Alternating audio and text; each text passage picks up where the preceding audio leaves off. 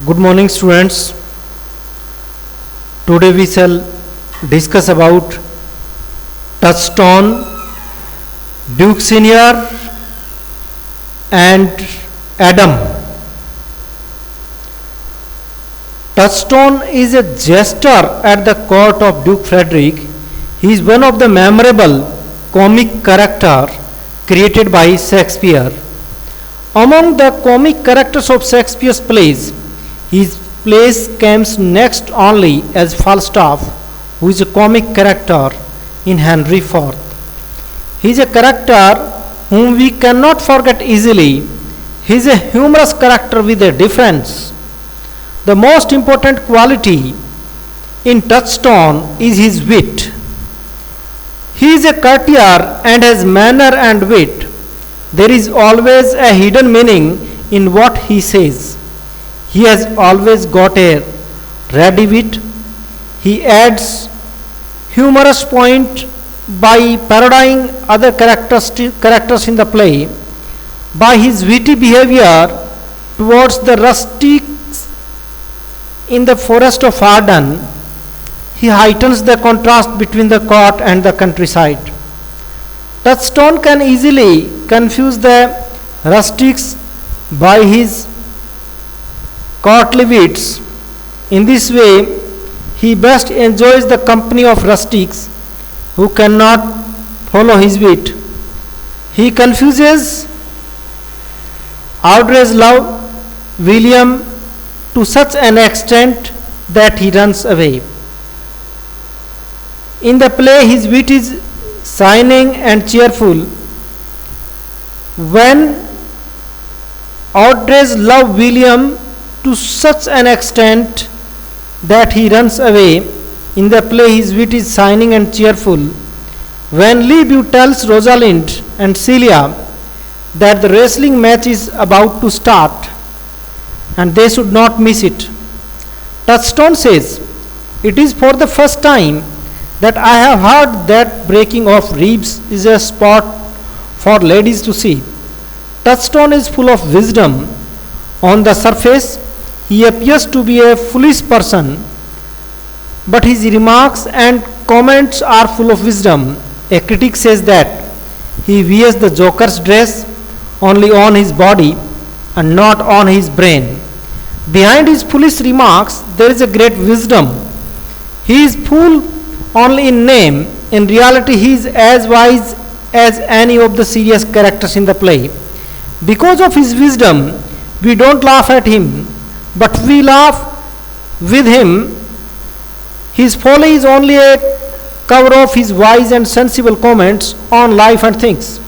He uses his wit to expose, ridiculous, satirize follies and affections.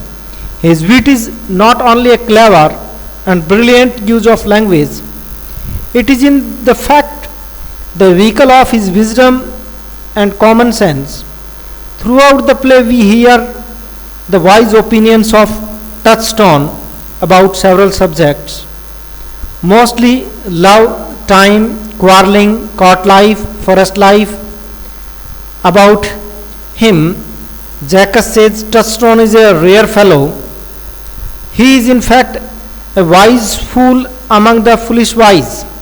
In the play only Rosalind can match his wit. Touchstone's devotion to Celia is superb. Celia herself says that Touchstone is prepared to follow her anywhere and everywhere. Duke Frederick banishes Rosalind and she and Celia decide to go to the forest of Arden. Rosalind suggests that they should take Touchstone to the forest of Arden with them, but it is Celia who persuades him to accompany them. And we see that Touchstone most obediently follows her. For the sake of Celia, he gives up the comforts of the court. According to a critic, Touchstone would rather starve or freeze with Celia near him.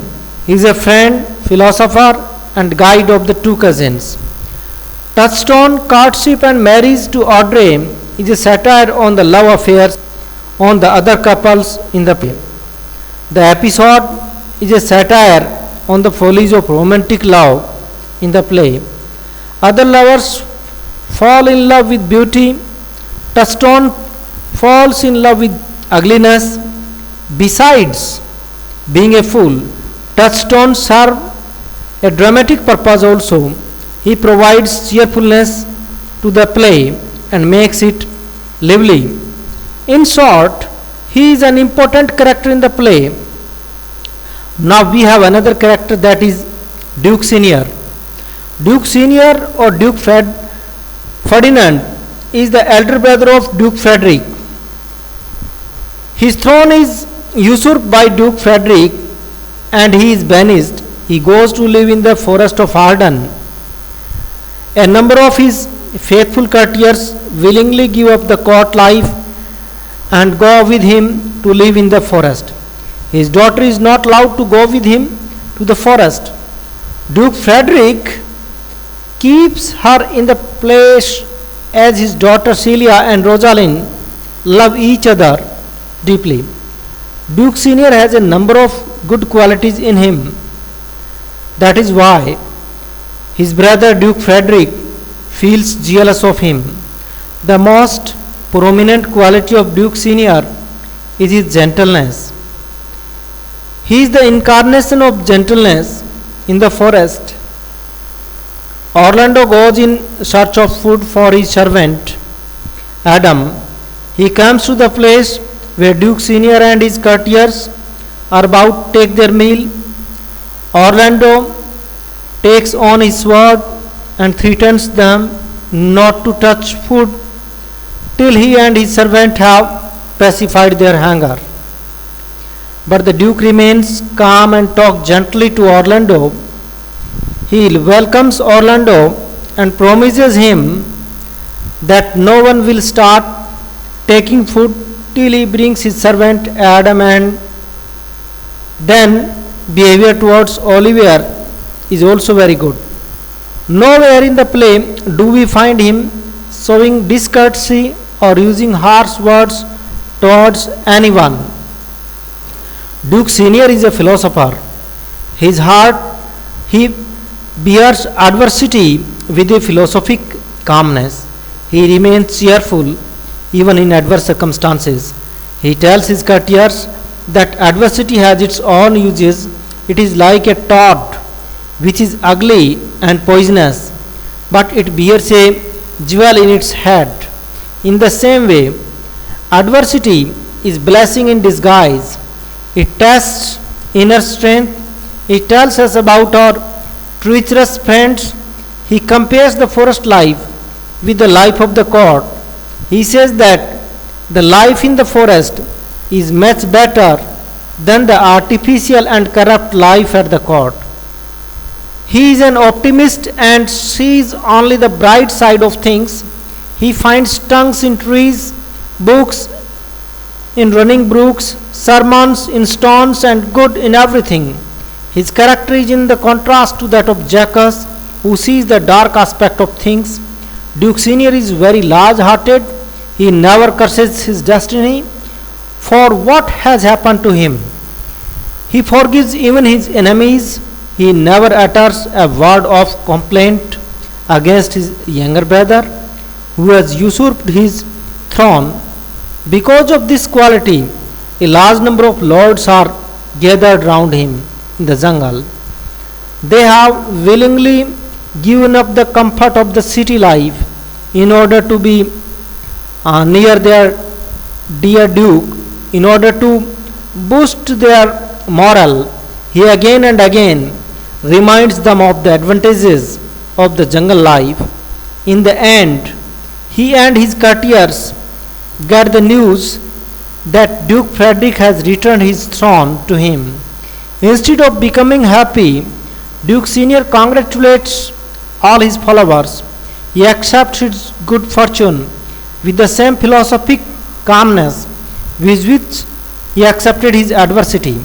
In short, we can say that although Duke Frederick is considered a minor character, he leaves an imprint on our hearts. Adam is minor character in the play.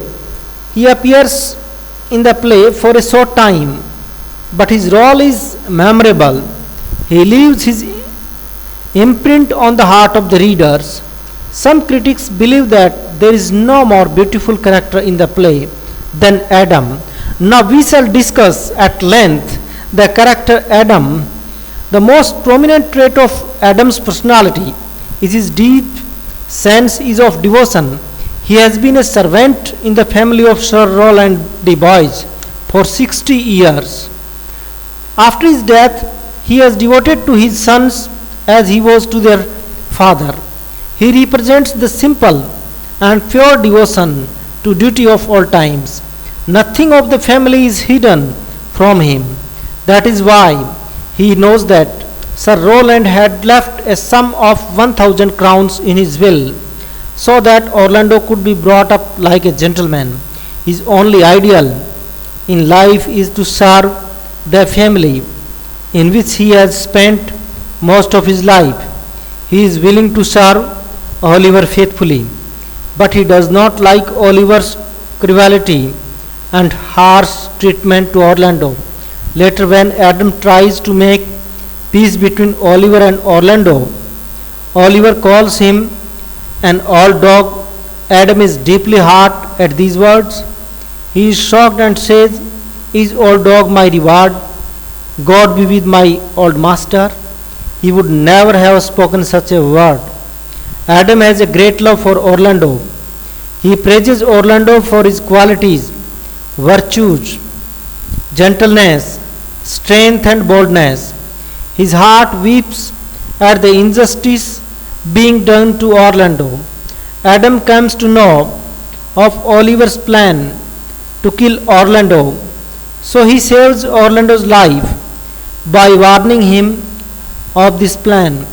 He advises him to run away from there.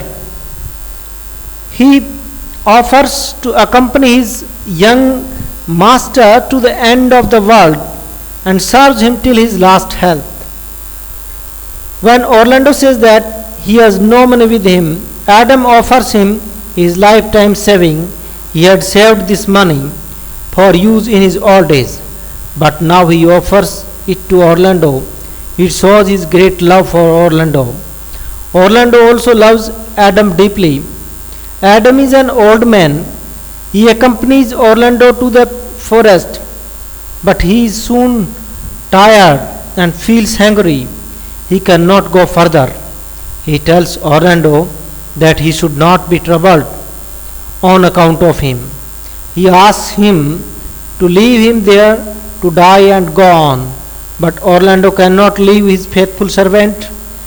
In this way, he lifts Adam in his arms and brings him to a place of shelter. Then he is ready to fight with the Duke and his courtiers for the sake of getting food for Adam. Adam is an example of selfless service. We do not see him or hear of him after the close of Act 2, nor is there any reference to him. We feel that we should see him in the last scene when the marriage of romantic couples is celebrated and everybody is happy. In short, the character of Adam is very lovable. It is said that Shakespeare himself performed Adam's role on the stage. Adam's role in the play is brief but unforgettable. Okay, students, we have discussed Oliver, Adam, and touched on. So, good luck, best wishes. Okay, thank you.